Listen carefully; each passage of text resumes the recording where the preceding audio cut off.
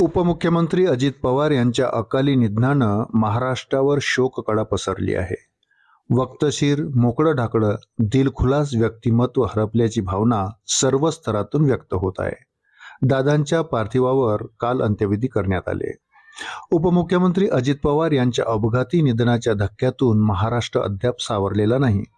अजित पवार अशा प्रकारे अकाली सगळ्यांचा निरोप घेतील याची कल्पना देखील कोणी केली नव्हती.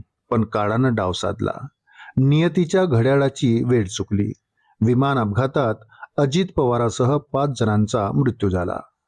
अपघातग्रस्त विमानात Ajit Pawar, captain Sumit Kapoor, co pilot Shambhavi Pathak, flight attendant Pinky Madi आणि सुरक्षा अधिकारी विदीप जाधव हे होते.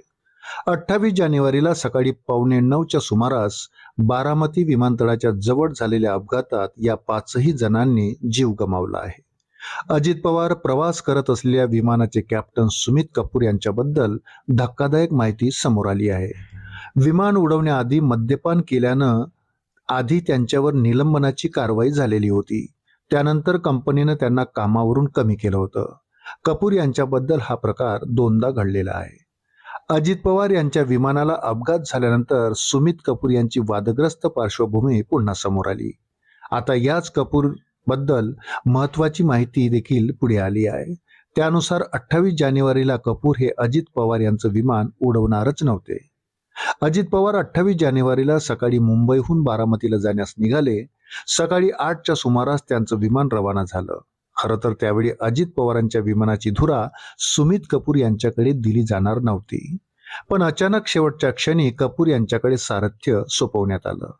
अजित पवार यांना घेऊन दुसरा पायलट बारामतीला जाणार होता. पण तो पायलट वाहतूक कोंडीत अडकला. त्यामुळे अखेरच्या क्षणी सुमित कपूर यांना जबाबदारी देण्यात आली आणि त्यांनी उड्डाण केलं. सुमित यांच्या आठवणी सांगताना त्यांच्या मित्र परिवाराला अश्रू आवरणं कठीण गेलं. त्या दिवशी अपघातग्रस्त झालेल्या विमानाच्या उड्डाणाची जबाबदारी सुमितकडे नव्हती. ज्याची ड्युटी लागली होती तो पायलट ऐनवेळी वाहतूक कोंडीत अडकला. त्यामुळे सुमित यांना अचानक बोलवण्यात आलं, असं सुमित याच्या मित्रांनी सांगितलं. सुमित याचा स्वभाव अतिशय छान होता. कुटुंबापेक्षा अधिक प्रेम ते कामावर करायचे. काही दिवसापूर्वीच ते हाँगकाँगहून परतले होते, अशी माहिती त्यांच्या मित्रांनी दिली. बारामतीत झालेला विमान तांत्रिक बिघाडामुळे झाला.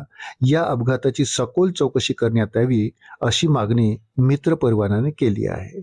अशाच नवनवीन अपडेटसाठी चॅनलला सबस्क्राईब करायला विसरू नका. धन्यवाद.